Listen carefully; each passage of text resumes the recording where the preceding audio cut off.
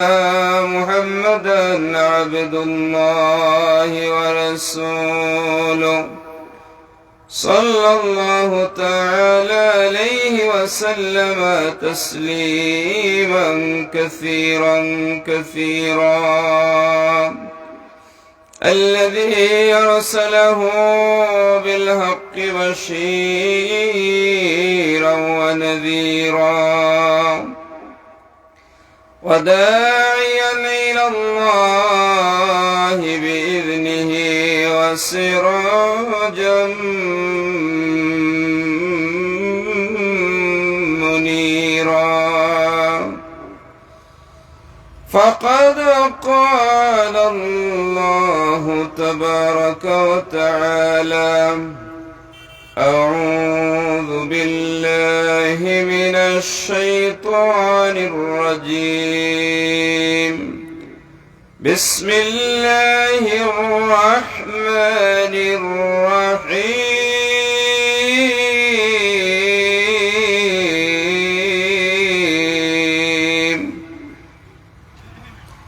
يا أيها الذين آمنوا أنفسكم وأهليكم نارا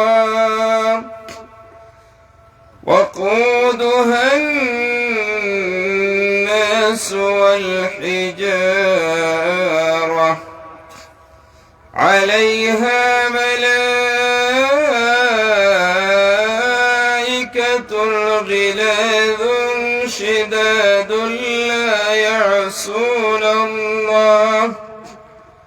لا يعصون الله ويفعلون ما يؤمرون. صدق الله العظيم. وقال النبي صلى الله عليه وسلم: أكرموا أولادكم وأحسنوا أدبهم، أو كما قال النبي صلى الله عليه وسلم: إن الله وملائكته يصلون على النبي يا أيها الذين آمنوا صلوا عليه وسلموا تسليما. اللهم صل على سيدنا مولانا محمد وعلى آل سيدنا مولانا رنگ الہی ہے جہاں میں سید ابرار سے گلشن علم اجالا گلبان اسرار سے اللہم صلی علی سيدنا مولانا محمد وعلى آل سيدنا مولانا. میرے آقا میرے مولا بہت دوری سے آیا ہو، نظر مجھ پر کرم کا ہو، میرے قسمت اجالا ہو. اللہم صلی علی سیدنا مولانا محمد وعلى آل سيدنا مولانا محمد. بلغ العلا بكماله كشف الدجى بجماله حسنت جميع خصاله صلوا عليه وآله عشق محبوب خدا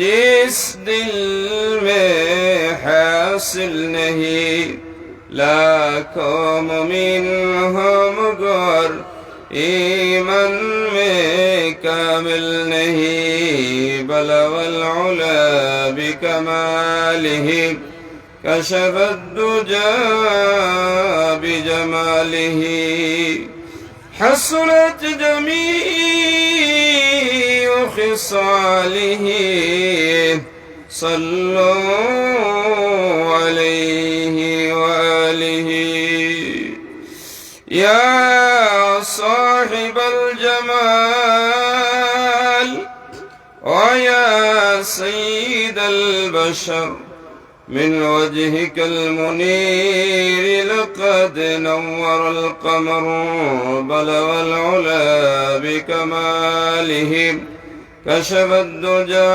بجماله حسنت جميع خصاله صلوا عليه وآله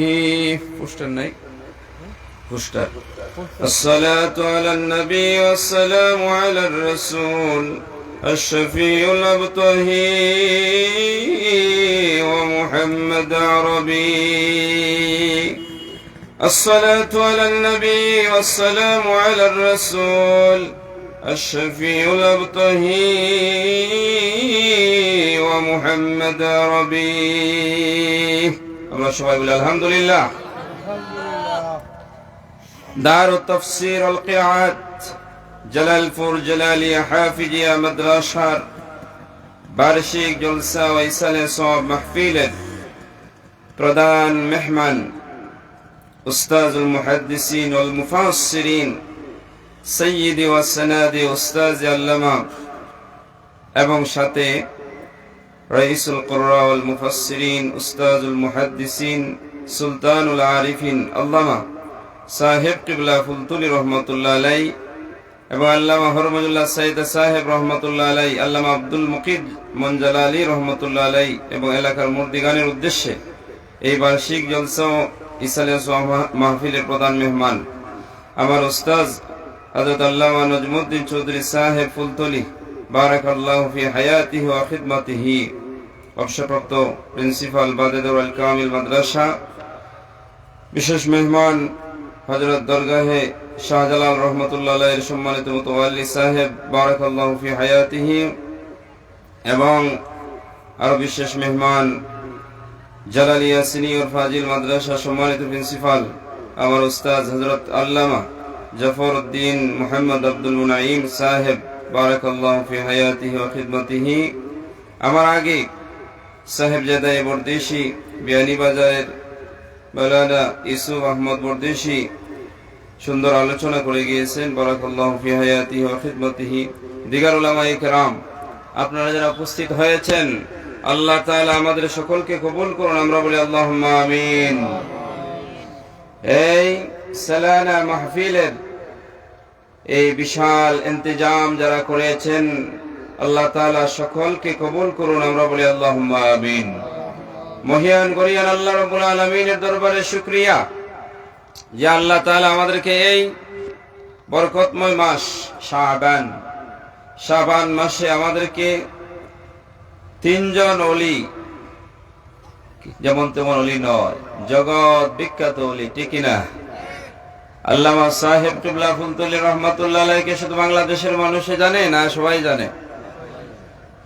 সারা দুনিয়ার মানুষের কাছে, বড় বড় আলেমদের কাছে যিনি পরিচিত একজন কারি, মুফাসসির, মুহাদ্দিস এবং আরিফ বিল্লাহ, উনি হলেন আমাদের শিরতাজ শামসুল উলামা আল্লামা সাহেব কিবলা ফুলতুলি রহমাতুল্লাহ আলাইহি, যিনি আমার উস্তাদ, আমার মতো লক্ষ লক্ষ মানুষের উস্তাদ। আল্লাহর এই ওলির ইসালে সওয়াব মাহফিলে আসতে পেরে আমরা খুশি না বেজার? খুশি হয়ে থাকলে একটা নারায়ে দেন, নারায়ে তাকবীর, নারায়ে রিসালাত, সিলসিলায়ে ফুলতুলি। এবং আল্লামা হরমুজুল্লাহ সাইদ সাহেব এই সিলেট সহ সারা বাংলাদেশে পরিচিত একজন শায়ের ছিলেন, আল্লাহর ওলি ছিলেন। এবং মঞ্জুল আলী সাহেব রহমতুল্লাহ আলাই, উনি আরো উর্দু জগতের একজন ওলি ছিলেন। এই তিনজন ওলির ইসালে সওয়াব মাহফিলে আমরা আসাটা এটা আমাদের ভাগ্যের বিষয়। এই জন্য আমরা ওনাদের উসিলা নিয়ে দোয়া করব, আল্লাহ তাআলা যেন আমাদের মনের বাসনাগুলি কবুল করেন, আল্লাহুম্মা আমিন। প্রিয় সুধীবৃন্দ, যারা এখানে এসেছেন আপনাদের সকলকে মুবারকবাদ জানাচ্ছি। আমি গত এক সপ্তাহ যাবৎ অসুস্থ, এরপরে ওয়াদাবদ্ধ হয়েছি, এই জন্য আসতে হয়েছে। আমি আপনাদের সামনে কোরআনুল কারীমের সূরাতুত তাহরিম ৬৬ নম্বর সূরা, এই সূরার ৬ নম্বর আয়াত তেলাওয়াত করেছি। সেই আয়াতের আলোকে কিছু আলোচনা করব, আল্লাহ তাআলা যদি তৌফিক দান করেন। ওমা তৌফিকি ইল্লা বিল্লাহ। আপনারা একটু আগাইয়ে বসেন। নিয়ম হলো, দার্সের নিয়ম হলো, মাহফিলের নিয়ম হলো সামনে একটু সামনে আসেন। আমি শিক্ষক মানুষ, আমি সোয়ানীঘাটের শিক্ষক ছিলাম, এই জন্য সামনে ছাত্ররা থাকলে পালা ফরানো যায়। এই মাহফিলগুলি এক একটা মাহফিল, এক একটা দার্স। এই মাহফিলগুলি কোনো কৌতুকের মাহফিল নয়, এই মাহফিলগুলি কোনো হাসাইবার মাহফিল না। আমাদের মুফতি সাহেব হাফিজাহুল্লাহ মাঝে মধ্যে বলেন যে কিছু ঠেঙ্গা কথা না হইলে আমরা শ্রোতার আর ভালো লাগে না। ঠেঙ্গা কথা হওয়ার জায়গা না এটা, এখানে তাকওয়া পরহেজগারির জায়গা। এই জন্য দার্সে এসেছেন, কোরআনুল কারীমের দার্সে, এখানে আমরা যা বলি মনোযোগ দিয়ে শুনবেন। প্রিয় সুধীবৃন্দ, আমাদের পরিবারগুলি আজ ভেঙে যাচ্ছে। পরিবারে শান্তি নাই, সমাজে শান্তি নাই, ঘরে শান্তি নাই। এমন হচ্ছে না? কেন হচ্ছে? আমি কোরআনুল কারীমের যে আয়াতে কারিমা তেলাওয়াত করেছি, সেই আয়াতের আলোকে ইনশাআল্লাহ আজকের আলোচনা হবে। আমাদের দায়িত্ব কি? প্রত্যেকটা ডিপার্টমেন্টে একজন দায়িত্বশীল লাগে না? মাদ্রাসা চালাইতে গেলে একজন সুপারিনটেন্ডেন্ট লাগে, একজন প্রিন্সিপাল লাগে। গরু রাখালি করে না একদল মানুষে, এদেরকে রাখাল বলা হয়। আমার ছোটবেলায় আমি দেখছি, আমিও গরু, আমাদের গরু ছিল এবং হাওর এলাকাতে গরু রাখছি। 50টা 60টা গরু একসাথে রাখা লাগছে। এই গরুরে যদি গরু রাখাল ঠিক মতে না রাখে, তাহলে সেটা বিভিন্ন দিকে চলে যাবে, মানুষের ক্ষেত্রে দান খেয়ে ফেলবে, হারাইয়ে যাইবে। এই জন্য প্রতিটা ডিপার্টমেন্টে, প্রতিটা জায়গায় একজন দায়িত্বশীল লাগে, রাখাল লাগে। আমাদের পরিবারের দায়িত্বশীল যারা, এক একজন রাখাল। এই রাখালে যদি রাখালি না করে, তাহলে পরিবারগুলি নষ্ট হয়ে যাবে। এই সম্পর্কে আজকে কিছু কথা বলবো ইনশাআল্লাহ। আউযু বিল্লাহি মিনাশ শাইতানির রাজীম। বিসমিল্লাহির রহমানির রহিম।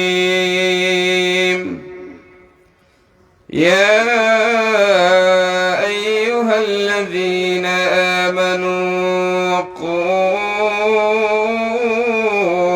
আনফুসাকুম ওয়া আহলিকুম নারা।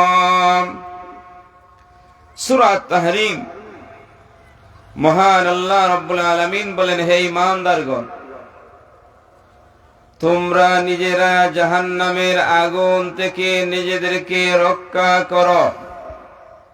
জাহান্নাম আছে, বিশ্বাস আছে না আপনাদের? আল জান্নাতু ওয়ান নারু হাক্কুন। জান্নাত জাহান্নাম সত্য, এটা আহলে সুন্নাত ওয়াল জামাতের আকীদা। এবং এই আকীদা আহলে সুন্নাত ওয়াল জামাতের যে আল্লাহ তাআলা জান্নাত জাহান্নাম বানাইয়া রাখছেন, সুবহানাল্লাহ। জান্নাত জাহান্নাম প্রস্তুত। আল্লাহ তাআলা জান্নাত বানাইছেন আমাদেরকে আরাম দেওয়ার জন্য, আর জাহান্নাম বানাইছেন যারা আল্লাহরে এক মানে না, যারা আল্লাহর বিধান মানে না, যারা রাসূলের বিধান মানে না, তাদেরকে শাস্তি দেওয়ার জন্য। এই বিশ্বাস আপনাদের আসেনি? আল্লাহ রাব্বুল আলামিন বলেন, হে ঈমানদারগণ, তোমরা নিজেরা নিজেদেরকে জাহান্নামের আগুন থেকে রক্ষা করো। কিভাবে রক্ষা করবে? শুধু নিজেদেরকে না, ওয়া আহলিকুম নারা, তোমাদের অধীনস্থ, তোমাদের পরিবার, তোমার ছেলে মেয়ে ভাই বোন, তোমার অধীনে যারা রয়েছে সকলকে তুমি জাহান্নামের আগুন থেকে বাঁচাও। তাফসীরে রুহুল মাআনিতে এসেছে, সাইয়্যিদুনা ওমর রাদিয়াল্লাহু তাআলা আনহু বললেন, ইয়া রাসূলুল্লাহ, ইয়া হাবিবাল্লাহ, এটা বুঝলাম যে আমরা নিজেদেরকে নিজেরা জাহান্নামের আগুন থেকে বাঁচাবো, নামাজ আদায় করব, আল্লাহর বিধান মানব, আপনার আদেশ মানব। ইয়া রাসূলুল্লাহ, ইয়া হাবিবাল্লাহ, আমার ছেলে আমার মেয়ে যদি অবাধ্য হয়ে যায় তাহলে আমি কিভাবে তাদেরকে জাহান্নাম থেকে বাঁচাবো? নবী জবাব দিলেন, হে উমর, তুমি আল্লাহর বিধান মানবে, তোমার ছেলে, তোমার মেয়ে, তোমার স্ত্রী, তোমার অধীনস্থ যারা আছে এদেরকে আল্লাহর আদেশটা জানাইয়া দিবে। তুমি আল্লাহর বিধান এদেরকে জানাইয়া দেওয়া, আল্লাহ যা থেকে নিষেধ করেছেন তা থেকে নিষেধ করবে।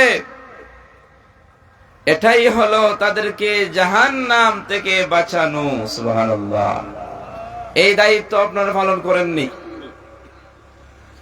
দায়িত্বের এক একজন রাখাল, পরিবারের এক একজন রাখাল আছে কিনা? আছে। রাখালকে মনে করুন উনি ওনার পরিবারের মুরব্বী, ওনার ছেলে রয়েছে, মেয়ে রয়েছে, স্ত্রী রয়েছে। ওনার বর্তমানে যদি নামাজ না আদায় করে, উনি কোনদিন বলে না যে তোমরা নামাজ পড়ো না কেন, তারা পর্দা করে না, উনি যদি না বলে যে পর্দা করিও না, তাহলে উনি দায়িত্ব পালন করেন নাই। সাইয়্যিদুনা ওমর রাদিয়াল্লাহু তাআলা আনহুকে নবীজি বললেন, তোমার ছেলে মেয়ে, তোমার পরিবার পরিজনের সকলকে তুমি আল্লাহর আদেশ জানাইয়া দিবে, নিষেধ যা করেছে তা থেকে তুমি নিষেধ করবে। এটাই হলো তাদেরকে জাহান্নাম থেকে বাঁচানো। এই ব্যাপারে নবীজি হাদিসে বলেন, কুল্লুকুম রাইন ওয়া কুল্লুকুম মাসউলুন আন রাইয়াতিহি, তোমাদের সকলেই রাখাল, তোমাদের দায়িত্বের ব্যাপারে, তোমাদের দায়িত্বের ব্যাপারে তোমাদেরকে জিজ্ঞেস করা হবে। আল্লাহ আমিরুল্লাযী আলান নাসি মাসউলুন আন রাইয়াতি, যিনি দেশের আমির, যিনি দেশের প্রধানমন্ত্রী, যিনি দেশের প্রেসিডেন্ট, তার দায়িত্ব হলো তার অধীনস্থ মানুষকে আল্লাহর রাস্তায় নিয়ে আসা, তাদের দায়িত্ব পালন করা। সে যদি দায়িত্ব পালন না করে, তা আল্লাহ রাব্বুল আলামিন তাকে হাসরের ময়দানে জিজ্ঞেস করবেন। সাইয়্যিদুনা ওমর রাদিয়াল্লাহু তাআলা, উনি পৃথিবীর অর্ধ জাহান শাসন করেছেন। সুবহানাল্লাহ। সাইয়্যিদুনা ওমর রাদিয়াল্লাহু তাআলা অর্ধ জাহান শাসন করেছেন। উনি বলেছেন, আমার এই রাজ্যে যদি একটি কুকুরও না খেয়ে মারা যায়, আমি ওমর রাদিয়াল্লাহু তাআলাকে আল্লাহর দরবারে জবাবদিহি করা লাগবে। সুবহানাল্লাহ।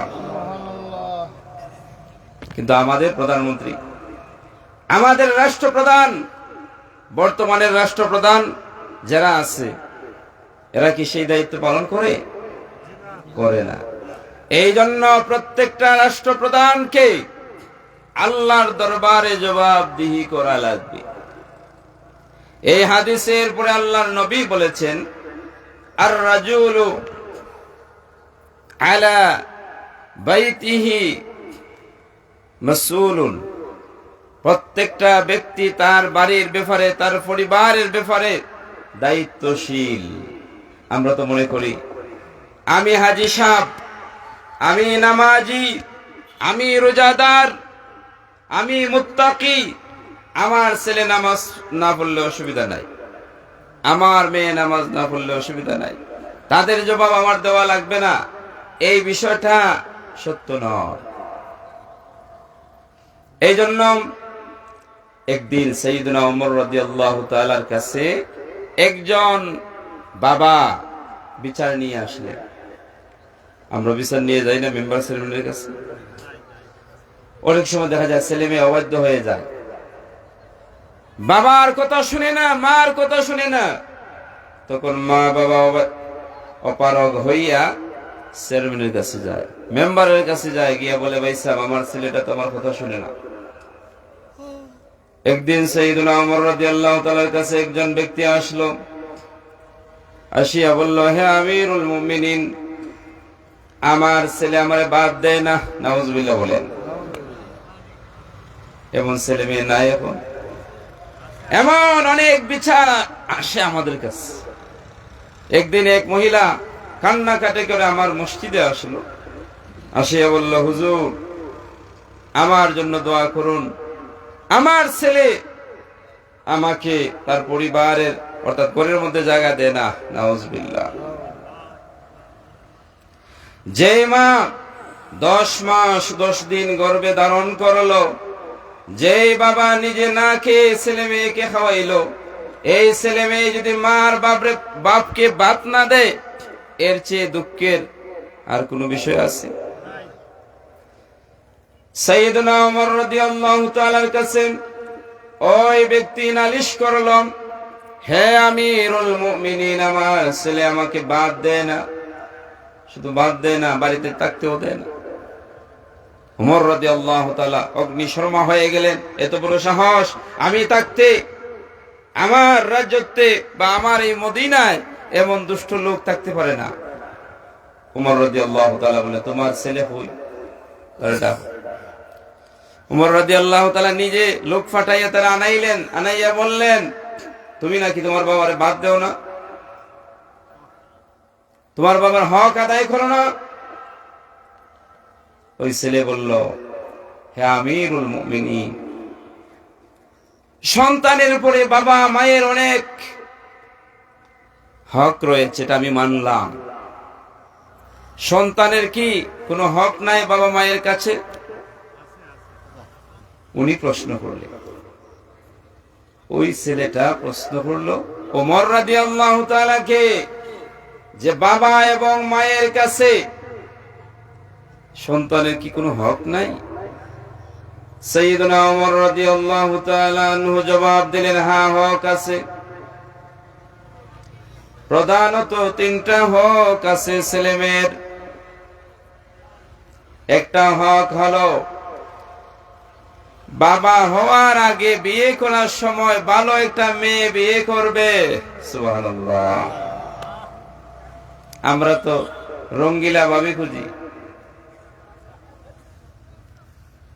গায়ের চামড়া লাল হইলেই হয়, সত্যি কিনা এটা দেখি না, দিনদারি আছে কিনা দেখি না, বংশ বুনিয়াদ আছে কিনা দেখি না, ওই মেয়ে নামাজি কিনা দেখি না, ওই মেয়ে আল্লাহর বিধান মানে কিনা সেটা আমরা দেখি না। এই জন্য একজন বাবার সবচেয়ে বড় করুণা হলো মা সন্তানের প্রতি, সে বিয়ে করার আগে একজন ভালো মহিলা বিয়ে করবে। সাইয়েদনা ওমর রাদিয়াল্লাহু তাআলা বললেন, একজন বাবার অন্যতম দায়িত্ব হলো সন্তানের প্রতি, সে সন্তান হওয়ার আগে যখন যে মহিলাকে বিয়ে করবে, মহিলাটা যেন দিনদার হয়। সুবহানাল্লাহ। আপনারা দিনদার খুঁজেন না লন্ডনি খুঁজেন? জোরে বলেন, কি খুঁজেন? কথা কইলে আবার রাগ করবেন না আপনারা। আমরা খুঁজি লন্ডনি মেয়ে হইলে, খালা হোক আর লেংরা হোক, এটা 3 বিয়ার হইলে অসুবিধা নাই। নাউজুবিল্লাহ বলেন। নবীজি কি বলেছেন হাদিসে? তুনকাহুল মারআতু লিআরবাইন, একজন পাত্র বিয়ে করবে 4টা গুণ দেখিয়া। কয়টা গুণ? লিমালিহা ওয়ালি জামালিহা ওয়ালি হাসাবিহা ওয়ালি দীনিহা। চারি গুণ তো পাওয়া যাইতো না। ওই মেয়ে সুন্দরী কিনা, ওই মেয়ে সম্পদওয়ালা কিনা, ওই মেয়ে বংশওয়ালা কিনা, ওই মেয়ে দিনদারি কিনা, কয়টা গুণ? ফাসফারাজাতিদ্দিন। এরপরে নবীজি বলেছেন এই 4টা গুণ হয়তো পাওয়া যাবে না, 4টা গুণের মধ্যে যদি দিনদারি পাওয়া যায় তাহলে তোমরা দিনদারিকে গুরুত্ব দিয়ে তোমার সন্তানকে বিয়ে করাবে। সুবহানাল্লাহ। আমরা দিনদারি দেখি না, আগে দেখি সুন্দরী কিনা, আগে দেখি লন্ডনী কিনা, আগে দেখি সে বিশাল সম্পদের মালিক কিনা। না, নবীজি যেভাবে বলেছেন সেইভাবে যদি আমরা পরিবারে ডিরেকশন দিতাম, নির্দেশনা দিতাম, তাহলে শান্তি আর শান্তি আসতো। এখন শান্তি আসে না। এমন মহিলা আনছেন আপনারা শাসন করে না, হয় আমি ঘুমাইতেছি আমার জন্য নাস্তা নিয়ে আসো, আমার জন্য 5 ভাই থেকে ভাত নিয়ে আসো। নাউজুবিল্লাহ বলেন। আমরা আমাদের মা শাশুড়ি দেখছি ফজরের নামাজ আদায় করে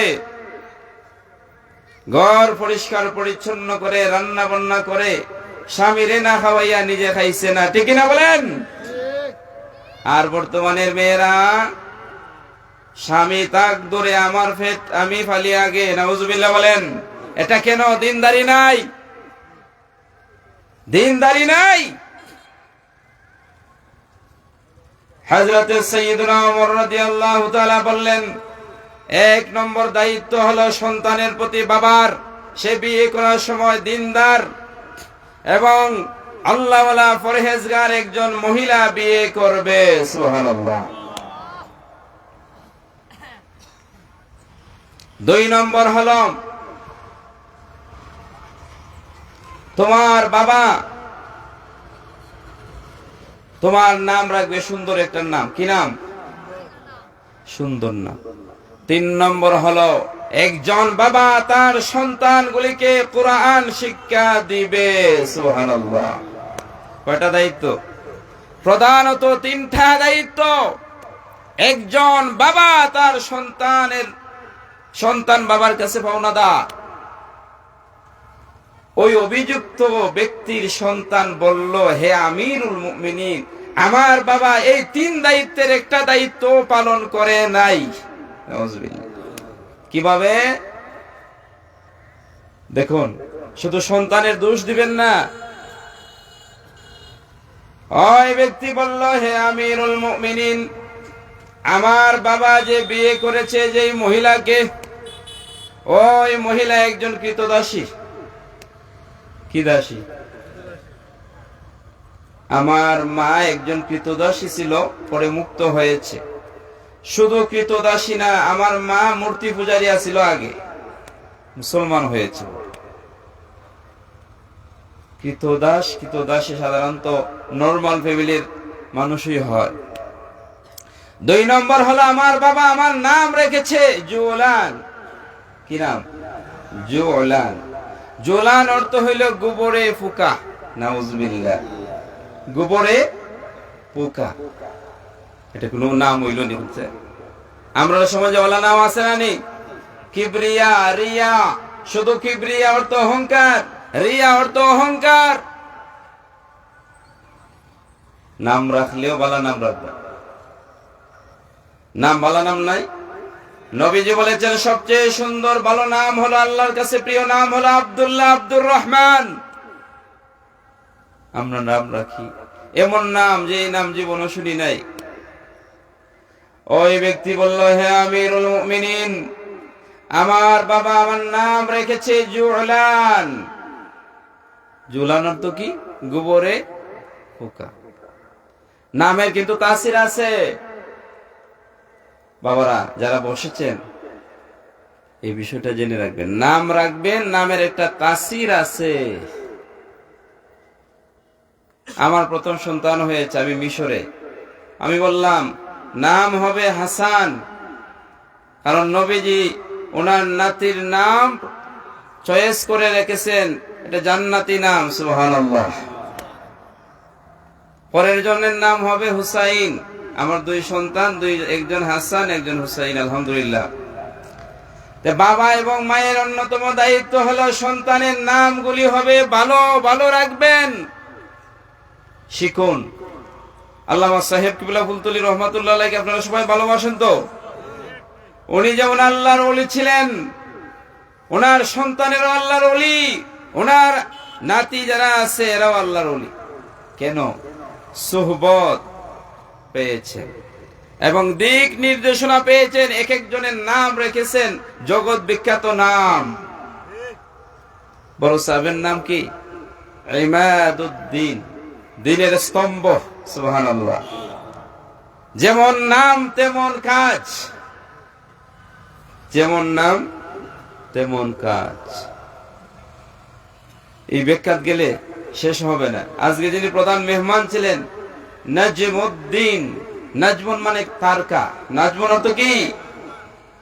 ওয়ান নাজমি ইযা হাওয়া। যাই হোক, সেদিকে আমি যাচ্ছি না। বলছিলাম আল্লামা সাহেব কিবলা ফুলতলি রহমাতুল্লাহ আলাইহি একজন যোগ্য আলেম হওয়ার কারণে, যোগ্য ওলি হওয়ার কারণে ওনার সন্তানগুলির নাম রেখেছেন দুনিয়া সেরা নাম, দুনিয়ার বড় বড় ওলিদের নামের সাথে সাথে মিশাইয়া। সুবহানাল্লাহ। এই জন্য যারা বিয়ে করেছেন, সন্তান হবে, সন্তানের নাম রাখবার আগে আপনার পীর মুর্শিদের অনুমতি নেবেন, আলিম উলামাদের পরামর্শ নেবেন, ভালো একটা নাম রাখবেন। এটা হলো সন্তানের বড় একটা পাওয়া। ওই ব্যক্তির নাম রাখছে কি? জুলান। জুলান মানে গোবরে পোকা। নাউজুবিল্লাহ। এরপরে ওই সন্তান বললাম, হে আমিরুল মুমিনিন, আমার বাবা আমাকে কুরআনুল কারীমের একটা হরফও শিক্ষা দেন নাই। নাউজুবিল্লাহ। আলহামদুলিল্লাহ, আমরা শামসুল আলম আল্লামা সাহেব কিবলা ফুলতলি রহমাতুল্লাহ আলাইহির উসিলায় আমার মতো লক্ষ লক্ষ আলেমরা কুরআনুল কারীম পড়ার সুযোগ পেয়েছে, ঠিক না বলেন? এই জন্য মাঝে মধ্যে মা বাবার চেয়ে বেশি হকদার হলো পীর মুর্শিদ। কেন? মা বাবা শুধু জন্ম দিয়েছে আর মানুষের মতো মানুষ বানিয়েছে, ওলিয়া উলিয়া আমাদেরকে, ঠিক না বলেন? যাই হোক, আমি বলেছিলাম বাবা এবং মায়ের দায়িত্ব আছে কিনা? বিয়ে করাবেন দিনদার দেখে, বলছেন দিনদার মহিলা। ওমর রাদিয়াল্লাহু তাআলার ফ্যামিলির আরেকটা ঘটনা দেখুন, তাবাকাত ইবনে সাদে এসেছে। আমি অসুস্থ বলছি, আমার গলা বসা, এরপরে যে কথাগুলি বলি শুনবেন তো ইনশাআল্লাহ। তাবাকাত ইবনে সাদের মধ্যে এসেছে সাইয়্যিদুনা ওমর রাদিয়াল্লাহু তাআলা ওনার খেলাফতের সময়ে রাতের বেলায় উনি ঘুরাইতেন। রাতের বেলা কিতা করতেন? ঘুরাইতেন, দেখতেন প্রজাদের অবস্থা কিতা। একদিন ঘুরাইতেছে, রাতের বেলায় এশার নামাজ পড়ে উনি ঘুরতেন, দেখতেন প্রজারা কি অবস্থায় আছে। সুবহানাল্লাহ। আর আমাদের মেম্বার চেয়ারম্যান হইলে লেন্টন দিয়ে খুঁজে পাওয়া যায় না। ও মিয়ারা, রাজনীতি করার আগে সিরাতে ওমর পড়ো, নবীজির জীবনী পড়ো, খুলাফায়ে রাশিদিনের জীবনী পড়ো, তারা কেমন রাজনীতি করেছেন আর আমরা কেমন রাজনীতি করি। ওমর রাদিয়াল্লাহু তাআলা আনহু রাতের বেলায় ওনার একজন সহচর ছিলেন, খাদেম ছিলেন, নাম হলো আসলাম। কি নাম? আসলাম রাদিয়াল্লাহু তাআলা কে নিয়ে উনি ঘুরতেছেন। এবং এই ধরনের অসংখ্য ঘটনা আছে, আপনারা শুনেছেন যে একদিন দেখলেন যে একজন মহিলা একটা হাড়ির মধ্যে কি যেন রান্না করতেছে, আর তার চারপাশে বাচ্চারা খাবারের জন্য কান্নাকাটি করতেছে। মহিলা বারবার তাদেরকে একটা বুঝ দিতেছে আর রান্না করতেছে বারবার, আর সেটা নামায় না। আপনারা জানেন যে খিদা লাগলে পেটে, যখন খিদা লাগে পেটে ভুক লাগে তখন টায়ার্ড হয়ে যায়, ক্লান্ত হয়ে যায়। এই বাচ্চারা খানতে খানতে ঘুমাই গেছে। মহিলা মূলত কোনো কিছু রান্না করে না, পানির মধ্যে কিছু হাড্ডি জাল দিছিল, সুবহানাল্লাহ, তার করে আর কিচ্ছু ছিল না। ওমর রাদিয়াল্লাহু তাআলা আনহু এই ঘটনা দেখে মহিলার জিজ্ঞেস করলেন যে এগুলি কি? মহিলা বলল, আপনি কি? আমি চিনি না, আমার ঘরে খাবার নেই, আমার ছেলেরা আমার মেয়েরা কান্নাকাটি করতেছে, এদেরকে বুঝ দেওয়ার জন্য আমি হাড্ডি রান্না করছিলাম, বারবার জাল দিছিলাম আর বুঝাইছিলাম যে আমার রান্না হলে তোমরা খাবে, তোমরা একটু ধৈর্য ধরো, আমার উদ্দেশ্য হলো এরা ঘুমাই যায়। সুবহানাল্লাহ। সাইয়েদুনা ওমর রাদিয়াল্লাহু তাআলা আনহু চোখের পানি ছেড়ে দিলেন আর বললেন, ও মহিলা, তুমি একটু অপেক্ষা করো। কিছুক্ষণ পরে ওমর রাদিয়াল্লাহু তাআলা মদিনাতুল মুনাওয়ারায় ওনার বাইতুল মালের দায়িত্বশীলকে বললেন, যাও যাও, এই মহিলার বাড়িতে এক বস্তা আটা এবং খেজুর যা লাগে সব দিয়ে আসো। একজন লোক দিয়ে আসলো আর বলল, ওই মহিলার নাম নিয়ে আসবায়, নাম এন্ট্রি করে নিয়ে আসবায়, আগামীকাল বলবায় সে যেন ওমর রাদিয়াল্লাহু তাআলার সঙ্গে সাক্ষাৎ করে। এই ধরনের ঘটনা অনেক রয়েছে। পরের দিন যে ঘটনাটা আমি বলবো, ওমর রাদিয়াল্লাহু তাআলা একদিন আসলাম রাদিয়াল্লাহু তাআলাকে নিয়ে হাঁটতেছেন আর দেখলেন একটা ওয়ালের মধ্যে উনি টায়ার্ড হয়ে এইভাবে আরাম করতেছিলেন। এই ঘর থেকে একটা আওয়াজ আসলো, একজন মহিলা তার মেয়েকে বলতেছে, দুধের মাঝে পানি মিশাও। দুধের মাঝে কি? দুধের মাঝে পানি মিশাওয়ালা লোক আছে না আপনার দেশে? আমার একজনে দুধ দিত, 5-6 মাস বালা দিচ্ছে, এর উপরে দেখা যায় পাতলা। পরে আমি টেস্ট করে দেখলাম পানি, নাউজুবিল্লাহ। ওজনে কম দেওয়া, দুধে পানি দেওয়া জঘন্যতম অপরাধ। সাইয়েদুনা ওমর রাদিয়াল্লাহু তাআলা রোল জারি করেছিলেন, আমার এই রাজত্বে যারা দুধের মাঝে পানি মিশাইবে তাদেরকে জরিমানা করা হবে, শাস্তি দেওয়া হবে, এই রুল জারি করেছিলেন। আর ওমর রাদিয়াল্লাহু তাআলা যেই রাত্রে টায়ার্ড হয়ে এইভাবে এক দেওয়ালের মধ্যে আরাম করছিলেন, এই দেওয়ালে এই ঘর থেকে একটা আওয়াজ আসছিল, ও আমার মেয়ে, দুধে পানি মিশাও। নাউজুবিল্লাহ। আর মেয়েটা জবাব দিচ্ছিল, হে মা, আমাদের খলিফা আমিরুল মুমিনিন সাইয়্যিদুনা ওমর রাদিয়াল্লাহু তাআলা আইন করেছেন, যারা দুধের মাঝে পানি দিবে এদেরকে শাস্তি দেওয়া হবে, দণ্ডনীয় অপরাধ এটা আমি করতে পারবো না।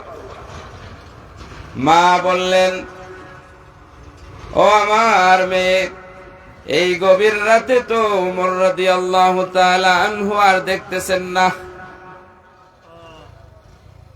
সব মা তো শিক্ষিত থাকেন, সব মা কি সুশিক্ষিত থাকেন না। মা মেয়ে সমান হয় না অনেক সময়। এই মেয়ে বলল, হে আমার মা, সাইয়েদুনা ওমর দেখেন না, কিন্তু রব্বুল আলামিন যিনি আমাদের রব, ওনার রব হে আল্লাহ তো সব কিছু দেখেন। সুবহানাল্লাহ। এটার নাম হলো তাকওয়া, এটার নাম হলো ভয়, এটার নাম হলো পরহেজগারি।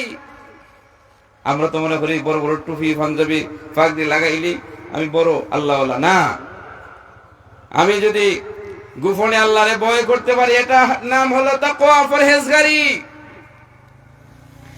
আজকে একটা হাদিস বললাম, সবচেয়ে বড় অপরাধী সে যে মানুষের সামনে আল্লাহকে ভয় করে আর গোপনে গিয়ে গুনাহ করে। নাউজুবিল্লাহ। অর্থাৎ 5 ওয়াক্ত নামাজ পড়লো, রোজা রাখলো, হজ করলো, যাকাত দিল, কিন্তু গোপনে গিয়ে সে মদ খায়, গোপনে গিয়ে জিনায় লিপ্ত হয়, গোপনে গিয়ে অ্যান্ড্রয়েড মোবাইল দেখে। এই সকল অপরাধীদের নেক আমলগুলি আল্লাহ ধ্বংস করে দিয়ে এদেরকে জাহান্নামে দিবেন। নাউজুবিল্লাহ। আল্লাহকে ভয় করা লাগবে সামনে পিছনে, বিসিররি ওয়াল ইলান, গোপনে এবং প্রকাশ্যে। উমর রাদিয়াল্লাহু তাআলা কানে বাজলো কথাটা। সাইয়েদুনা উমর রাদিয়াল্লাহু তাআলা কতটাকে পছন্দ করলেন যে মেয়েটা খুবই পরহেজগার, আবেদা, সালেহা, জাহেদা। সাইয়েদুনা উমর রাদিয়াল্লাহু তাআলা শুনলেন মেয়েটা বলতেছে, মা, যদিও ওমর দেখেন না, আল্লাহ দেখেন, আল্লাহকে ভয় করুন। সুবহানাল্লাহ। ওমর রাদিয়াল্লাহু তাআলা বললেন, হে আসলাম, এই বাড়িটা চিহ্নিত করে রাখো, ক্রস দিয়ে রাখো, আগামীকাল সকালে এই বাড়িতে আসা লাগবে। দেখছেন, স্বর্ণকারে স্বর্ণ চিনে, সবাই স্বর্ণ চিনে না।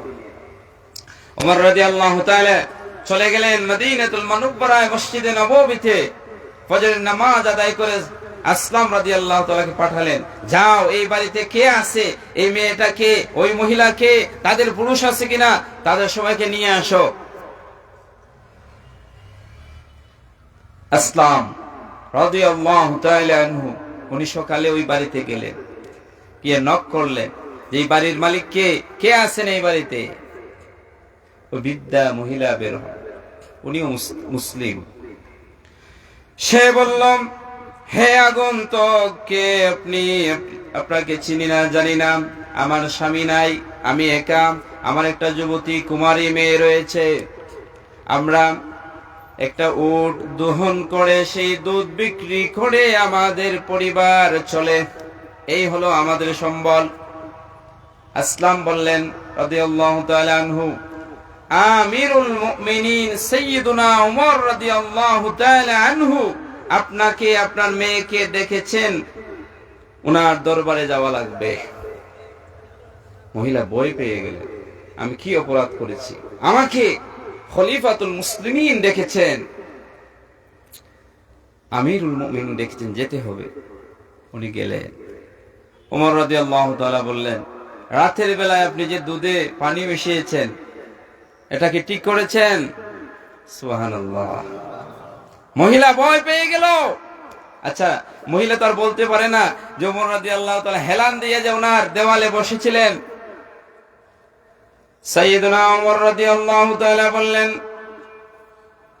হে বৃদ্ধা মহিলা, রাতের বেলায় আপনি যে দুধের মাঝে পানি মিশিয়েছেন, এটা কি ঠিক করেছেন?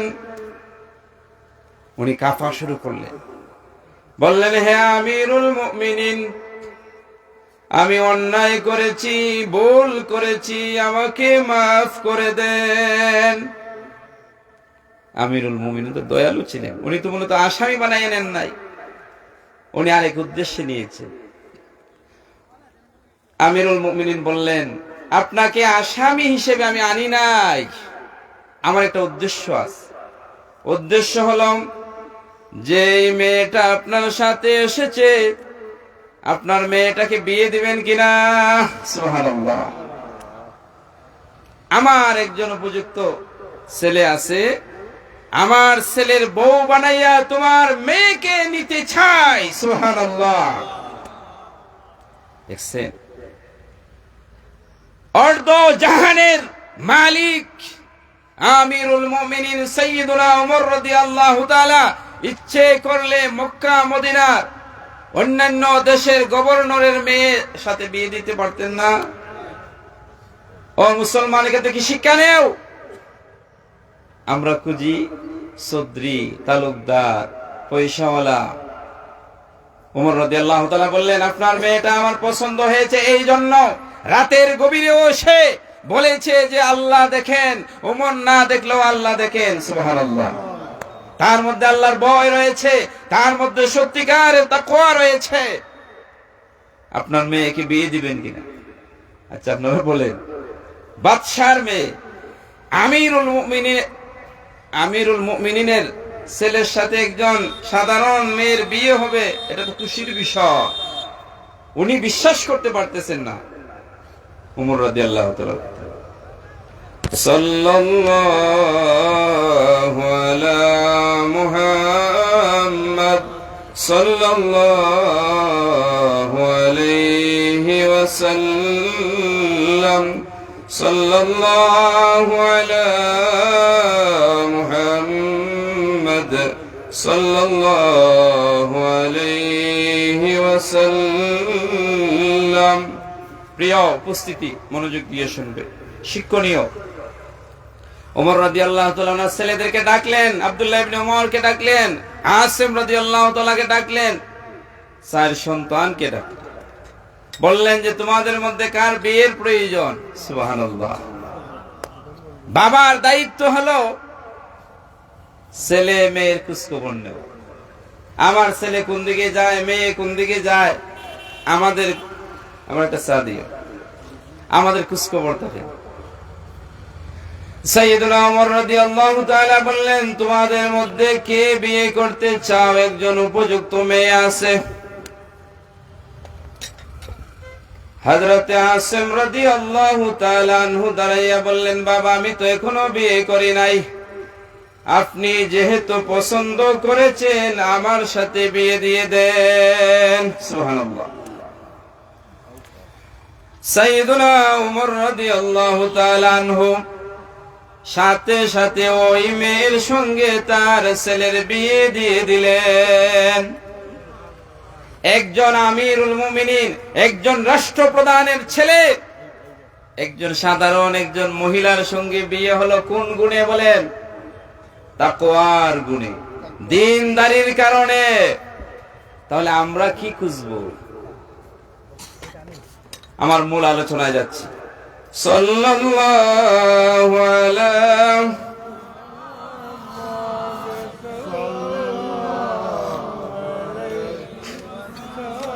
সাল্লাল্লাহু আলাইহি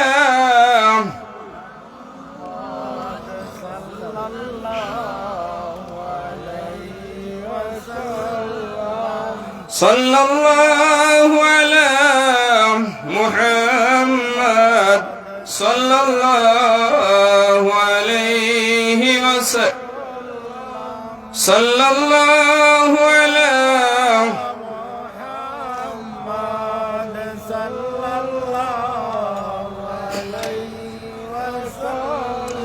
فمحمدنا هو سيدنا فالعز لنا لإجابته صلى الله على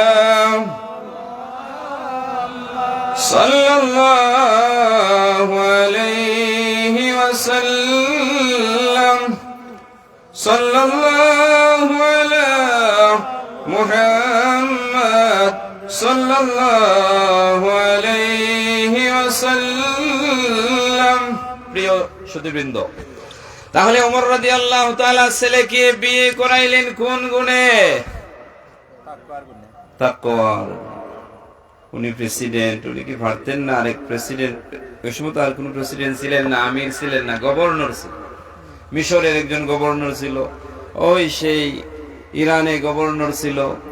ইচ্ছা করলে ওনার রাজ্যের সবচেয়ে ধনী, সবচেয়ে সুন্দরী মেয়েরে আনতে পারতেন, কিন্তু আল্লাহর নবীর ওই সাহাবী নবীজির ওই হাদিসের উপর আমল করেছেন। আমরা আমল করিনি, দুঃখের বিষয়। আজকে আমরা এগুলি খুঁজি না। ওই আমার আলোচনার দিকে যাচ্ছি। আল্লাহ বলেছেন, নিজের জাহান্নামের আগুন থেকে বাঁচাও এবং তোমার অধীনস্থদেরকে বাঁচাও। এই হাদিস, এই কোরআনের তাফসীরে হাদিস নিয়ে আসা হয়েছে যে তোমরা তোমাদের সন্তানদেরকে আদব শিক্ষা দাও। আদব। বেয়াদবের দল জন্ম নিচ্ছে কেন? এই যে যারা মা বাবার খেদমত করে না, যারা বড়কে সম্মান করে না, যারা এই নামাজি হয় না, এরা আদবওয়ালা নয়। এই আয়াত দ্বারা আল্লাহ রাব্বুল আলামিন মা এবং বাবার উপরে সন্তানদেরকে আদব শিক্ষা দেওয়া ফরজ করে দিয়েছেন। সুবহানাল্লাহ। আদব মানে শিষ্টাচার। দেখা যায় বর্তমানে ছেলে মেয়ে মা বাপ মিললে একসাথে হিন্দি সিরিয়াল দেখে। নাউজুবিল্লাহ বলেন। দেখে কিনা? দেখে না? আপনারা বলেন, হুজুর আপনি দেখেন কি? বলেন, আমরা তো বিভিন্ন বাড়ি যাই, দেখি অবস্থাটা। বিভিন্ন আত্মীয় স্বজনের বাড়িতে গেলেও দেখা যায় এই অবস্থা। এই লজ্জা শরম উঠে গিয়েছে। নবীজি বলেছেন, আলী রাদিয়াল্লাহু তাআলার হাদিস, আদিবু আওলাদাকুম আলা সালাসাতি খিসাল, আলা হুব্বি নবিয়িকুম ওয়া আহলি বাইতিহি ওয়া কিরাআতিল কুরআন ফাইন্না হামালাতাল কুরআন। নবীজি বলেন, তোমরা তোমাদের সন্তানদেরকে তিনটা আদব শিক্ষা দাও, খাসলত শিক্ষা দাও। কয়টা? তিনটা। এক নম্বর হলো নবীর ভালোবাসা। সুবহানাল্লাহ। আপনি বলবেন যে হুজুর, সন্তানদেরকে নবীর ভালোবাসা কিভাবে শিক্ষা দেব? দেখা যায় স্কুল কলেজে পড়ে বুড়া হয়ে গেছে, এখনো নবীজির বাবার নাম জানে না, মায়ের নাম জানে না, নবীজির সন্তানের নাম জানে না, নবীজির নসবনামা জানে না। অথচ সে অভিনেতা অভিনেত্রীর সমান নাম জানে, অভিনেতা অভিনেত্রীর নাম জানে, তারপরে ওই যে ফুটবল খেলোয়াড়দের নাম জানে, তাদের অনুসরণ করে চুল লম্বা রাখে, এভাবে রাখে, ওভাবে রাখে, রাখে কিনা বলেন? অথচ আমার নবী, আপনার নবী মুহাম্মদুর রাসূলুল্লাহ সাল্লাল্লাহু আলাইহি ওয়াসাল্লামের নাম মুবারক জানা দরকার। আমরা শুধু মুহাম্মদ আর আহমদ জানি, আর কিছু জানি না।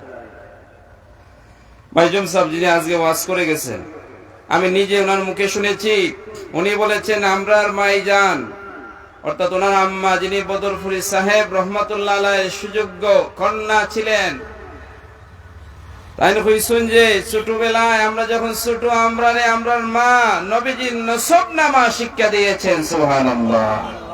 যোগ্য মা, যোগ্য মা। আজকে আমাদের মারা অলস।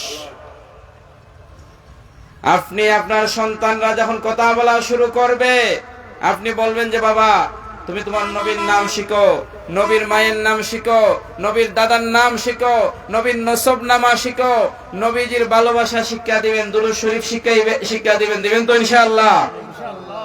এই দায়িত্ব আমরা পালন করি না? নবীজির ভালোবাসার অনেক ক্ষেত্র রয়েছে।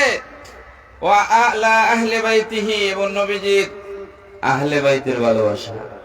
নবীজির আহলে বাইতের ভালোবাসা আমরা জানি না।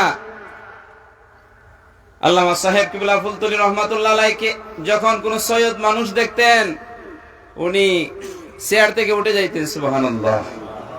এমনকি এমন ঘটনা শুনেছি যে একজন সৈয়দ সোয়ারি দিয়া, আগে তো সোয়ারিয়া ছিল না, সোয়ারি দিয়া যাইতেছেন, তখন সাহেব কিবলা রহমাতুল্লাহ আলাইহি নিজে সোয়ারি হান্দল হইছেন। সুবহানাল্লাহ।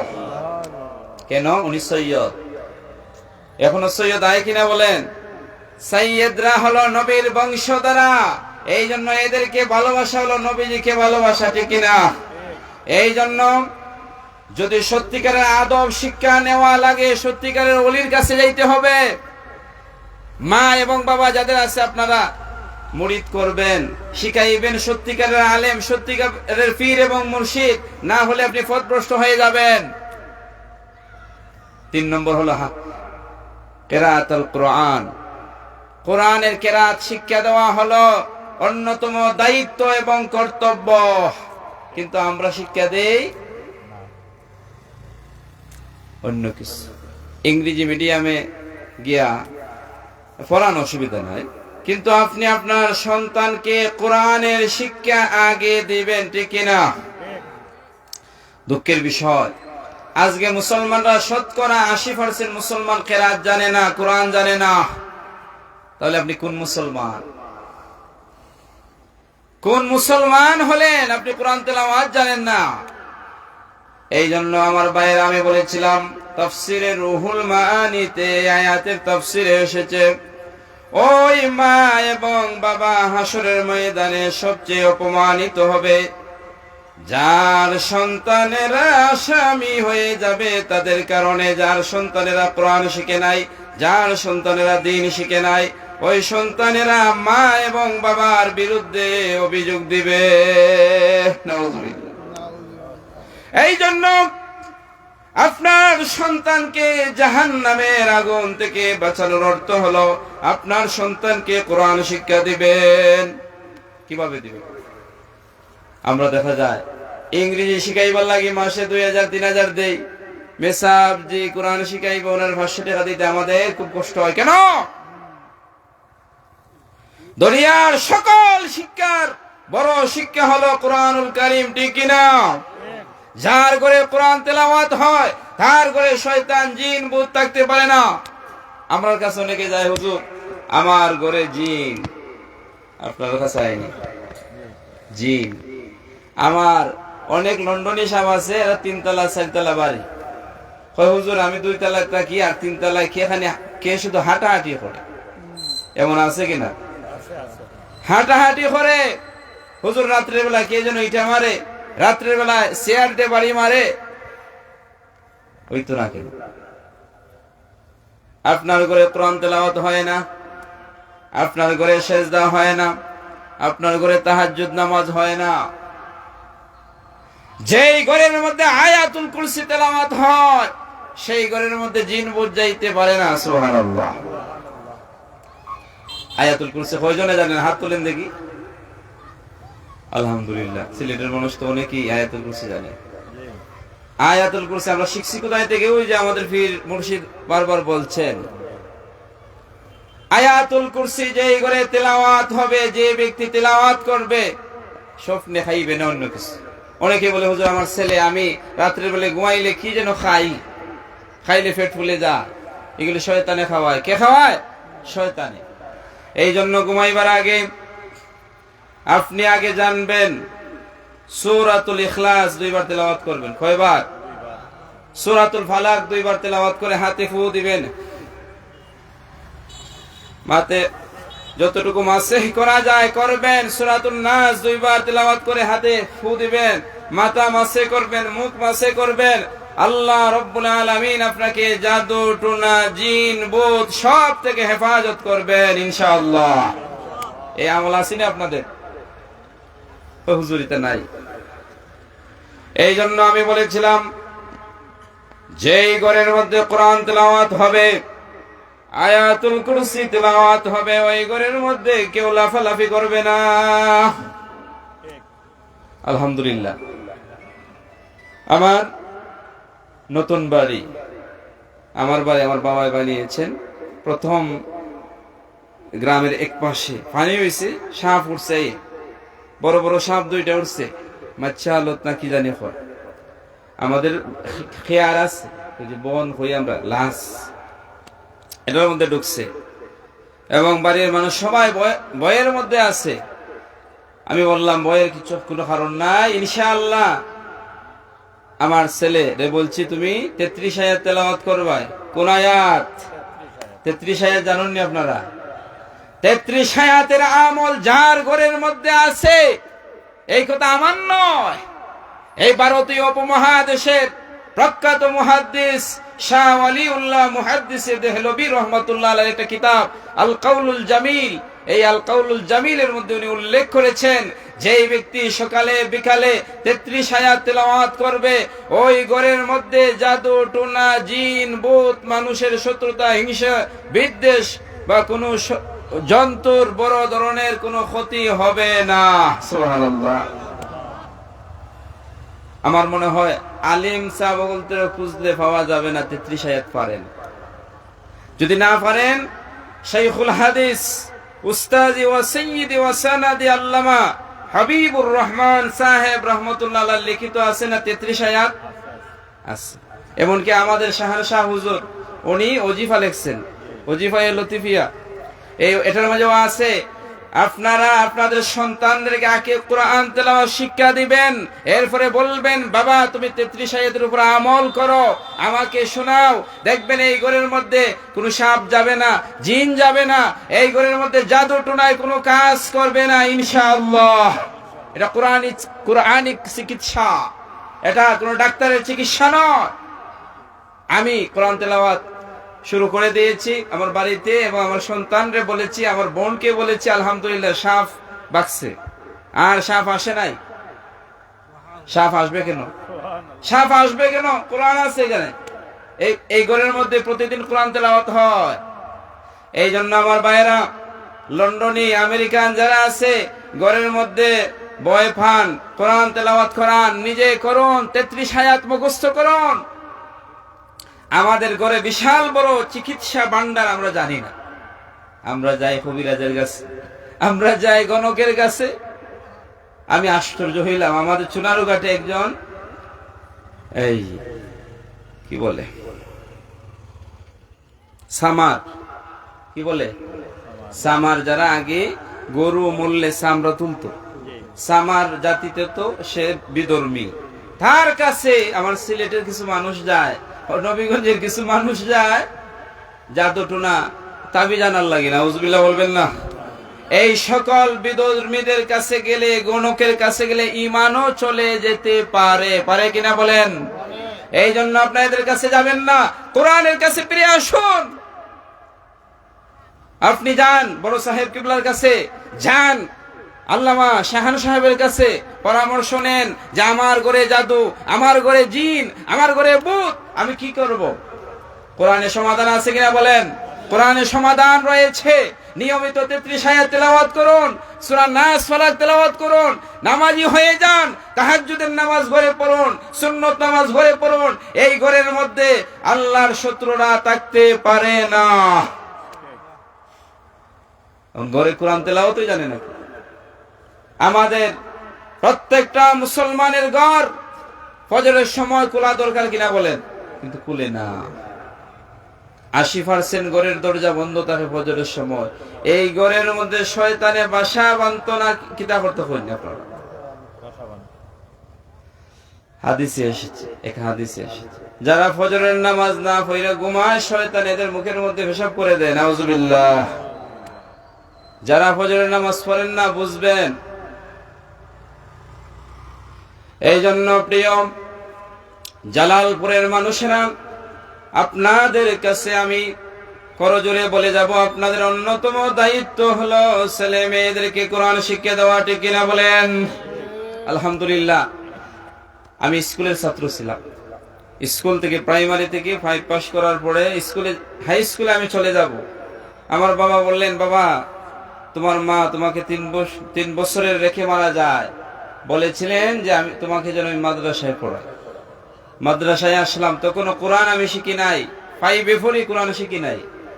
এরপরে দারুল কেরাত মজিদিয়া ফুলতলি ট্রাস্টে ভর্তি হওয়ার কারণে আলহামদুলিল্লাহ এক রমজান, দ্বিতীয় রমজানে গিয়ে কোরআন পড়া মোটামুটি হয়ে গেছে, আলহামদুলিল্লাহ। এটা দারুল কেরাতের ফলাফল।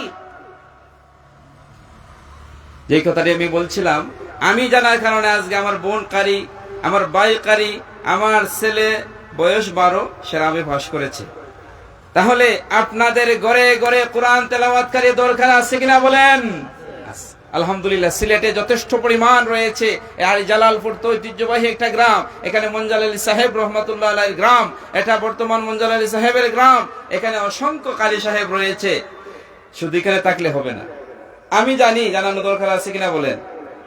আমি জানি, আমার বোন জানে না, আমার মা জানে না, বাপ জানে না, এদেরকে জানাইয়ে দাও আমার জন্য ফরজ। এই কথাটাই এই আয়াতে এসেছে, কু আনফুসাকুম ওয়া আহলিকুম নারা, তুমি জাহান্নামের আগুন থেকে বাঁচাও কোরআন তেলাওয়াত করে, কোরআন জেনে, এবং তোমার সন্তানকে জানাও, তোমার পরিবারকে জানাও। কিন্তু আমরা জানি না। সাল্লাল্লাহু আলা মুহাম্মাদ সাল্লাল্লাহু আলাইহি ওয়াসাল্লাম, সাল্লাল্লাহু আলা মুহাম্মাদ সাল্লাল্লাহু আলাইহি ওয়াসাল্লাম। প্রিয় সুধীবৃন্দ, আপনারা যারা অভিভাবক, মা এবং বাবা, আপনাদের অন্যতম দায়িত্ব এবং কর্তব্য হলো, নতুন বিয়ে হয়েছে, কি করবেন? অনেকে আসে, হুজুর আমার জন্য একটু দোয়া করেন, আল্লাহ যেন আমার একটা সন্তান দেন, ছেলে বা মেয়ে। এইভাবে দোয়া চাইলে হবে? দোয়াটা কিভাবে চাইতে হবে? বলতে হবে, হুজুর দোয়া করেন আল্লাহ তাআলা যেন আমাদেরকে একটা নেক সন্তান দান করেন। শুধু সন্তান চাইবেন? ইব্রাহিম আলাইহিস সালাম কি দোয়া করেছেন? রব্বি হাবলি মিনাস সালিহিন,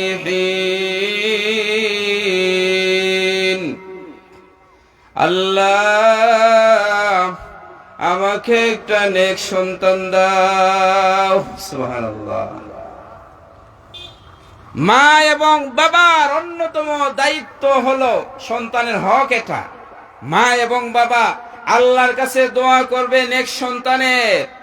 কোন সন্তানের? খালি সন্তান চাইলেই তো না, সন্তানের মতো সন্তান একটাই মা এবং বাবার নাজাতের ফায়সালা করতে পারে, ঠিক কিনা বলেন? 7 সন্তান জন্ম দিয়েছেন, একটাই নামাজ পড়ে না, একটা ডাকাত সর্দার, একটা হিরোইন কোর, একটা জেনাকুর, এমন সন্তান থেকে আমরা মাফ চাই, ঠিক কিনা বলেন? সন্তান হবে সন্তানের মতো। কিন্তু দুঃখের বিষয় হলো আমরা আমাদের সন্তানের জন্য নেক দোয়া করি না, নেক সন্তান পাই না, সন্তানের যে দায়িত্ব সেটা পালন করি না। আগে বললাম নাম রাখি না বালা, আকিকা করি না। একটা সন্তানের অন্যতম হক হলো মা এবং বাবার কাছে আকিকা। আকিকা করেন। তারপর আরেকটা সুন্নত হলো 7ম দিনে সন্তানের চুল পরিমাণ সদকা করা। 7ম দিনে চুল ফালাইয়া চুলটা ওজন দিবেন স্বর্ণাকারের ঘরে গিয়া, স্বর্ণের পরিমাণ, স্বর্ণ না রৌপ্যের পরিমাণে সাদাকা দিবেন। খুব বেশি হয় না, আমি আমার সন্তানের দিয়েছি দেখছি 700-800 টাকা হয় মাত্র, কিন্তু এই সুন্নতটা আদায় করেন না আপনারা। এরপরে আমি বড় হেডলাইনে কিছু দায়িত্ব বলতেছি। আপনার ছেলে বালক হয়ে গেল, বালক 8 বছর 9 বছরে, সে ডাইন বাম চিনে না, সে আগুন কোনটা পানি কোনটা খুব ভালোভাবে বুঝে না। এই জন্য এই সময়ে খেয়াল রাখতে হবে সে যেন বাজে ছেলেদের সাথে মিশে না, সে যেন বাজে মেয়ের সঙ্গে মিশে না। কিন্তু আমরা খেয়াল রাখি না, আমরা মনে করি সন্তান জন্ম দিচ্ছি, সে বড় হইবে, আস্তে আস্তে সে ফল দিবে। নাউজুবিল্লাহ। আপনারা বলুন, আমরা দান রয়, এরি ক্ষেতের মাঝে বড় ক্ষেতের মাঝে দান রয় না? ওই যে পুষ মাসে আমি নিজেও রয়েছি, আমার বাবার জমি আছে অনেক, পুষ মাসে আপনি দান রয়াইলেন, এরপরে যদি আর খেতে না যান বৈশাখ মাসে ফল পাওয়া যাইব নি? দান রয়াইছন, এরপরে পানি দেওয়া লাগবে, হুইটার দেওয়া লাগবে, তারপরে আগাছা পরিষ্কার করা লাগবে, পোকা মাকড়ে ধরছে কিনা কীটনাশক ওষুধ দেওয়া লাগবে। এমনি ভাবে প্রায় 3 মাস পরিচর্যা করা লাগে, লাগেনি না? কিতা না এমনি ফল দেয়? এমনি ভাবে সন্তান জন্ম দিয়া তার যত্ন করা মা এবং বাবার জন্য ফরজ। আগে যত্ন করা লাগবে, এরপরে ফল। ফল এমনি পাওয়া যাইব নি? তাহলে হেডলাইনে অন্যতম দায়িত্ব এবং কর্তব্য হলো মা এবং বাবার। ছেলের বয়স যখন 7 হইব, কয় বছর? 7 বছর। হাদিস, আবু দাউদের হাদিস, নবীজি বলেছেন, মুরু আওলাদাকুম ওয়া হুম আবনাউ 7 সিনিন ওয়াদরিবুহুম আলাইহা ওয়া হুম 10 সিনিন ওয়াফাররিকু বাইনাহুম ফিল মাদাজিহ। ও অভিভাবকরা, ও মা এবং বাবারা, তোমরা তোমাদের সন্তান রে 7 বছরের সময় নামাজের আদেশ করো। সুবহানাল্লাহ। কয় বছরের সময়? জোরে বলেন।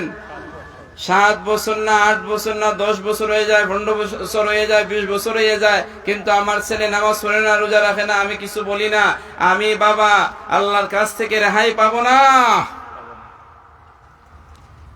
এই হাদিস কি আমার? নাউজুবিল্লাহ। স্বয়ং নবীজি, নবীজি বলেছেন 7 বছর হইলে যত্ন নেও, যত্ন। তোমার ছেলেকে মসজিদে নেও। আমরা নেইনি। আরব দেশে আমি দেখছি আরব দেশের অভিভাবকরা তাদের ছেলেদেরকে দৌড়ে দৌড়ে মসজিদে নিয়ে যায়, ছোট ছোটদেরকে, আলহামদুলিল্লাহ। কিন্তু আমরা ধমক দিই না, ধমক দিবেন না। ছোট ছোট ছেলেরা মসজিদে গেলে ধমক দিবেন না। এরা সিনুক মসজিদ কি, এরা সেজদা দেওয়া শিখা দরকার। এরা ভবিষ্যতের নামাজি, ভবিষ্যতের মুত্তাকি। এই জন্য প্রিয় জালালপুরের সুধীবৃন্দ, যুবকেরা, মা এবং বাবারাম, আপনার সন্তানের বয়স যখন 7 হয়ে যাবে আপনি নামাজের তালকিন দিবেন। মুরু আমরের সিগা, তোমরা আদেশ করো আওলাদাকুম, তোমাদের সন্তানদেরকে, তাদের বয়স যখন 7 হয়ে যায়। আচ্ছা আপনারা বলুন, 7 বছরের সময় নবীজি বলেছেন নামাজের আদেশ দেওয়ার জন্য, তাহলে আর কোনো আদেশ দিবেন না? নামাজের যেহেতু আদেশ দেওয়ার কথা বলা হয়েছে, এই সময় বলবেন বাবা মিথ্যা কথা বলিও না, বাবা তুমি ওয়াদা ভঙ্গ করিও না, বাবা তুমি বড়দের সামনে জোরে কথা বলিও না, বাবা তুমি তোমার বাবার সামনে চেয়ারে বসিও না, বাবা তুমি তোমার বাবার সামনে গান শুনিও না, বাবা তুমি তোমার বাবার পকেট থেকে টাকা নিও না। আমরা এই না, এখান থেকে শিক্ষা। আমার এক উস্তাদ, উনি ওনার সন্তানকে, ছোট সন্তানকে মাঝে মধ্যে টাকা দিতেন, বলতেন এই আব্দুল্লাহ তোমাকে 100 টাকা দিলাম, তুমি আমাকে কোন দিন দিবা ফেরত? ছেলেও মেধাবী ছিল, বললো বাবা আমি 3 দিন পরে দিব। 10 বছরে 3 দিন পরে বাবা খুঁজতেছে, ওই আমার উস্তাদ বলতেছে তুমি যে বলছিলা 3 দিন পরে টাকা দিবা, দেও। ওনার ছেলে আব্দুল্লাহ বললেন বাবা নেন আপনার টাকা। তো ওনাকে জিজ্ঞেস করা হলো, হুজুর আপনি আপনার সন্তানদের টাকা দাঁড় দিয়ে আবার নিলেন, কারণটা কি? আল্লাহর ওলি বললেন আমি আমার সন্তানকে শিক্ষা দিচ্ছি যে ওয়াদা দিলে ওয়াদা রক্ষা করা লাগে। সুবহানাল্লাহ। আমার সন্তান এখন থেকে শিক্ষা নিবে যে আমি ওয়াদা করেছিলাম আমার বাবার সঙ্গে, আমি ওয়াদা রক্ষা করতে হবে, ঠিক কিনা বলেন? যেই সন্তান ওয়াদা রক্ষা করে না, যেই সন্তান মিথ্যা কথা বলে, সে ভালো না মন্দ বলেন? সে ভালো না। এই জন্য 7 বছরের সময় নামাজের আদেশ করবেন, মিথ্যা কথা বলতে নিষেধ করবেন, ওয়াদা ভঙ্গ করতে নিষেধ করবেন, এই সময়ে সব আদব শিক্ষা দিবেন। আমি একটা হাদিস তেলাওয়াত করেছি, আকরিমু আওলাদাকুম, তোমরা তোমাদের সন্তানদেরকে ভালোবাসো, আদর দাও। সুবহানাল্লাহ। আমরা এমন মার দিই, শোনেন যুবকেরা, জালালপুরের মানুষেরা সন্তানদেরকে মারবেন না। যারা নাবালেগ, বালেগ হয় নাই, এদের উপর শরীয়তের কোন হুকুম আসেনি? নাই। এই জন্য এই সময়ে মাথা বুলাইয়া, হাত বুলাইয়া, বিভিন্ন ধরনের ভালোবাসা দিয়া এদের কাছ থেকে কর্তব্য আদায় করতে হবে। কিন্তু আমরা মারতে মারতে লাল করে ফেলি না, সন্তানদেরকে মারা যাবে না। আরব দেশে আমি আল আজহারে পড়েছি, আল আজহারের ইবতিদায়ী সেকশনে কোনো বেত নাই। তারা কি করে জানেন? তারা বিভিন্ন আকর্ষণীয় জিনিস রাখে, খাবারের জিনিস, তারপরে খেলনার জিনিস। কোন ছেলে বা মেয়ে যদি তার মন বসে না, তাকে খাবার দেয়, তাকে খেলনার জিনিস দেয়, আলহামদুলিল্লাহ। কিন্তু আমাদের কিছু কিছু মাদ্রাসা স্কুলে আমরা খুব মারি না। নাবালেগ সন্তানকে আপনি 100 বেত্রাঘাত করলেন, সে সহ্য করতে পারবে? 100 বেত্রাঘাত করা হয়, 50টা বেত্রাঘাত করা হয়, এটা তো শরীয়তে নিষেধ ভাই। কেন শরীয়তে নিষেধ? নাবালেগের উপরে মায়ের দেওয়া নিষেধ। নবীজি বলেছেন শুধু তাই না, তোমাদের সন্তানদের মুখে আঘাত করিও না। আমরা তো চটকনা দেই, থাপ্পড় দেওয়া এটা হারাম। আমি বলে গেলাম আজ হাদিসের কথা, গালের মধ্যে থাপ্পড় দেওয়া শরীয়তে নিষেধ। সন্তানদেরকেও, মহিলাদেরকেও, প্রত্যেক মানুষকে এই চেহারার মধ্যে গাল মায়ের দিতে নবীজি নিষেধ করেছে। চেহারাটা অনেক দামি। আজকে থেকে মারবেন, চেহারায় মারবেন। অনেক মহিলা যেভাবে টিফা দেয় না, এখানের মধ্যে খামসা মারে। এই চেহারায় মারা যে কোনো মানুষকে নিষেধ। তাহলে আমি বলেছিলাম 7 বছরের সময়ে আপনার সন্তানকে নামাজের আদেশ করবেন, এই কথাটা খার? নবীজি। এই কথাটা খার? নবীজি। এরপরে নবীজি বলেছেন 10 বছর হলে, কয় বছর হলে? 10 বছর হয়ে গেলে আপনার সন্তানকে নামাজের জন্য মৃদু আঘাত করবেন। মৃদু আঘাত, হালকা আঘাত, যে আঘাত করলে রক্ত আসবে না, আবার মুখে না, মারবেন এমন জায়গা যে দেখা যায় না, তবে সেটা বড় আঘাত না, হালকা আঘাত। 10 বছর হইলে, কয় বছর হইলে? কিন্তু আমাদের সন্তানের বছর 10 হয়ে যায়, 11 হয়ে যায়, 12 হয়ে যায়, আমরা নামাজের আদেশ করি না, দায়িত্ব পালন করি না। এই জন্য হাসরের ময়দানে জবাবদিহি করা লাগবে এই আয়াতের আলোকে। ইয়া আইয়ুহাল্লাযীনা আমানু কু আনফুসাকুম ওয়া আহলিকুম নারা। এই আয়াতের আলোকে আপনার সন্তানকে যদি আপনি নামাজ শিক্ষা না দেন, হাসরের ময়দানে আপনি আসামি হইয়া যাবেন। আমরা আমাদের ঘরগুলি নামাজ দ্বারা আবাদ করতে পারি না, দুঃখের বিষয়। নামাজ ছাড়া মুসলমান হয় কিভাবে ভাই? হাদিসে এসেছে অমুসলিম আর মুসলিমের মাঝে পার্থক্য হইল নামাজ। অমুসলিম, হিন্দু, খ্রিস্টান, বৌদ্ধ, তারা নামাজ আদায় করে না, আর আমরা নামাজ আদায় করি, ঠিক না? এই জন্য একজন মা এবং বাবার অন্যতম দায়িত্ব এবং কর্তব্য হইল তার সন্তানকে নামাজি বানানো। কি বানানো? নামাজি। নামাজি বানানো। আর 10 বছর হইয়া গেলে বিছানা আলাদা করে দেওয়া। এই মাসালাটা একটু বুঝেন, এটা সুর দিব না, একটু বুঝাইব। ওয়াফাররিকু বাইনাহুম ফিল মাদাজি। আর 10 বছর হইয়া গেলে তোমাদের সন্তানের বিছানা আলাদা করে দাও। এতটুকু জানলে হবে না, বিস্তারিত জানা লাগবে? 10 বছর হইলে কি ছেলে মেয়েরা বালেক বালিকা হয়ে যায় না? হয়ে যায়। হয়তো আমরা দেশের সন্তানেরা একটু তাদের গ্রোথ কম। আমি আরব দেশে দেখছি 8 বছরের মেয়ে বালেগা, 10 বছরের ছেলেরা অনেক বড় দেখা যায়। হাদিসে তো পাওয়া যায়। আমরা নবীজি আম্মা জান আয়েশা রাদিয়াল্লাহু তাআলা আনহাকে বিয়ে করেছেন কয় বছরে? জোরে বলুন। 6 বছরের সময়ে। এটা হাদিসের কথা। বর্তমানে কিছু নাস্তিক আছে, মুরতাদ আছে, এরা বলে আম্মা জান আয়েশাকে বিয়ে করে নবীজি মুহাম্মদ অন্যায় করেছেন। নাউযুবিল্লাহ বলেন। ও নাস্তিকেরা, মুরতাদেরা, তোমরা জানো না 6 বছর বিয়ের কোন মেয়েদের বিয়ের বয়স নাই। এই কথা বললে আমার আবার অ্যারেস্ট করবেন না আপনারা।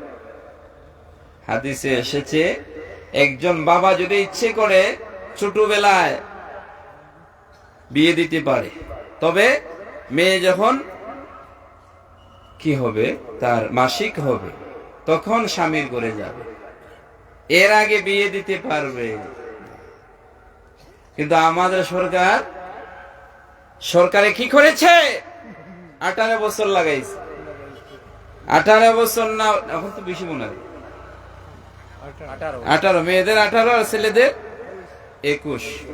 আজ এর আগে যদি অন্যায় করে এই বোঝা কে নিবে?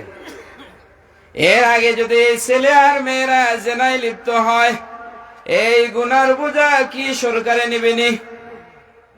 নিলে অর্থ অপরাধ হয়ে গেছে, নিতেইব। তুমি এই অন্যায় আইন কেন করেছ? ইসলাম বলে ছেলে মেয়ে বালেক বালেগা হলে তার বিয়ে দিয়ে দাও, কিন্তু সরকারে বয়স দিছে 18 আর 21। 18 হওয়া লাগে না, এর আগে মেয়েরা বালেগা হয়ে যায়, ছেলেরা বালেগ হয়ে যায়। যাই হোক, আমি বলেছিলাম নবীজি বলেছেন 10 বছর হলে বিছানা আলাদা করে দাও।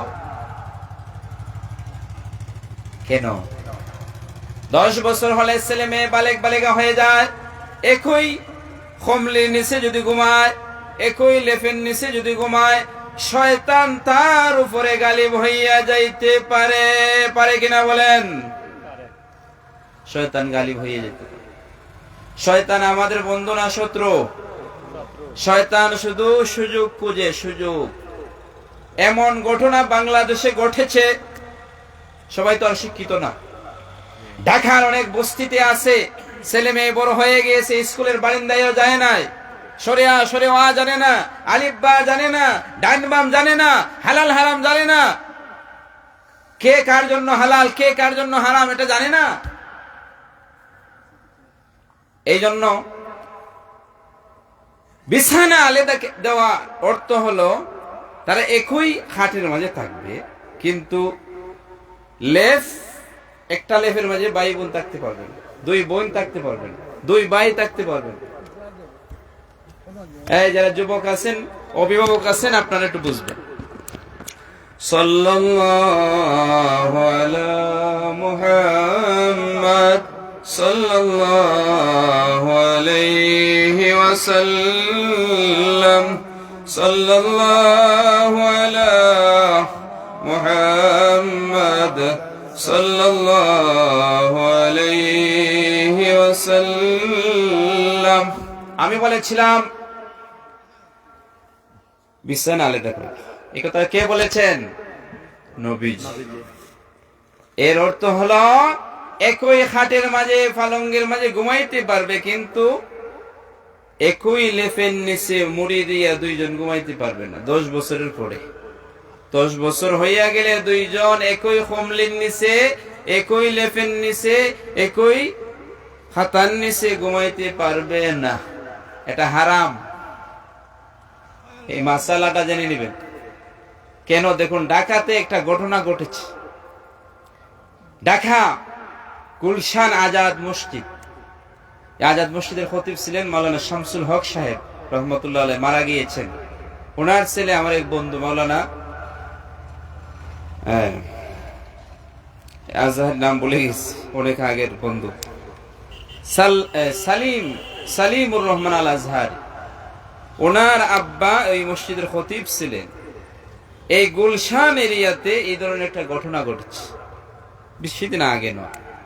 উনি আমাকে বললেন মিশরে থাকতে, যে মুস্তাফিজ ভাই, আমাদের গুলশানে এই ধরনের একটা ঘটনা ঘটেছে যে একটা বস্তিতে একজন মহিলার 50-50 ছেলে এবং মেয়ে। 50-50 বুঝুননি? একজনের পরে আরেকজন। যখন আমার জন্ম হয়েছে, এরপরে আমার বোনের জন্ম হয়েছে 1 বছর। এই ধরনের ছেলে মেয়ে তারা একসাথে বেড়ে উঠেছে, মাদ্রাসায় যায় নাই, স্কুলে যায় নাই, হালাল হারাম বুঝে না, একই বেডের নিচে ঘুমাইতেন। দেখা গেল বিয়ে শাদীও হয় নাই। মেয়েটা হঠাৎ করে মাকে বলতেছে, মা আমার পেটে ব্যথা, প্রচন্ড ব্যথা। ডাক্তারের কাছে গেল, ডাক্তার তার অবস্থা দেখে টেস্ট দিল, দেখা গেল সে মেয়েটা প্রেগনেন্ট, নাউজুবিল্লাহ, গর্ভবতী। মাকে ডাকলেন, ডাকিয়া বললেন, আপনার মেয়ের কি বিয়ে হয়েছে? মা বলল, না ডাক্তার সাহেব, আমার মেয়ের তো বিয়ে হয় না, বয়স মাত্র 11। তখন মা কে ডাক্তার বললেন, আপনার মেয়েকে বলেন যে মেয়ে কোনো ছেলের সঙ্গে খারাপ কাজ করছে কিনা, না হলে তো সে প্রেগনেন্ট হওয়ার কথা না। মা তার মেয়েকে আলাদা নিয়ে জিজ্ঞেস করলো, প্রেসার ক্রিয়েট করলো, এই তুমি খারাপ সঙ্গে খারাপ করছো? মেয়ে বলতে বাধ্য।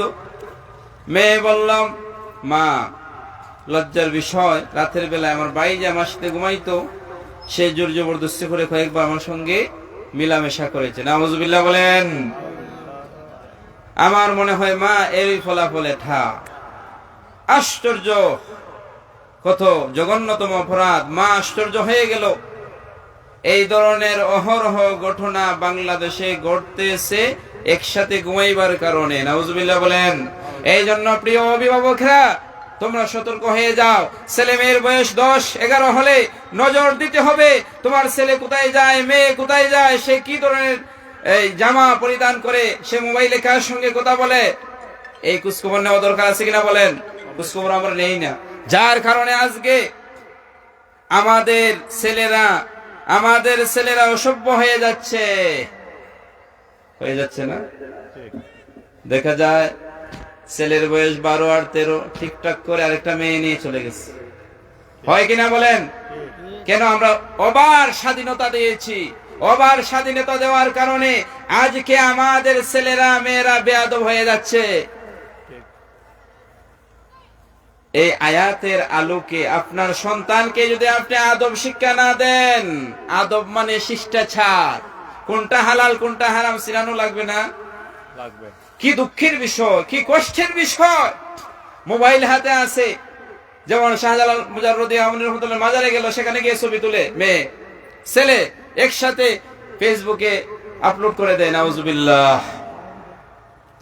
মেয়ের ছবি কি সব জায়গায় দেওয়া যাবে? না।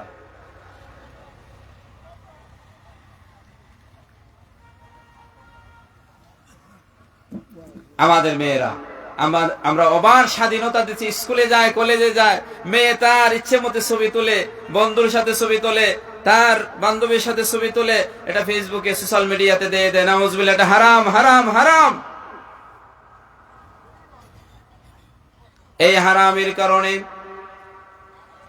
আজ আমাদের ছেলেরা মেয়েরা অবাধ্য হয়ে যাচ্ছে, মার কথা শুনে না, বাবার কথা শুনে না, তার সন্তানেরা আল্লাহর ওলি হয় না। ঠিক কিনা বলেন? ও আমার বাবারা, আগের মেয়েরা আমরা নিজেরা ছোটবেলায় দেখছি, হুজুর দেখলে ঘুমটা টান্না টান্না রাস্তার কিনারে দিয়ে যাইতো। ঠিক কিনা বলেন? আর এখনের সন্তানেরা কিতা করে? এখনের মেয়েরা বুক টানাইয়া রাস্তার মাঝ বরাবর চলে। নাউজুবিল্লাহ। এটা হলো অসভ্যপনা। এই জন্য একজন, আমি যদি বাবা ঠিক হয়ে যায়, আমার মেয়ে ঠিক হবে না?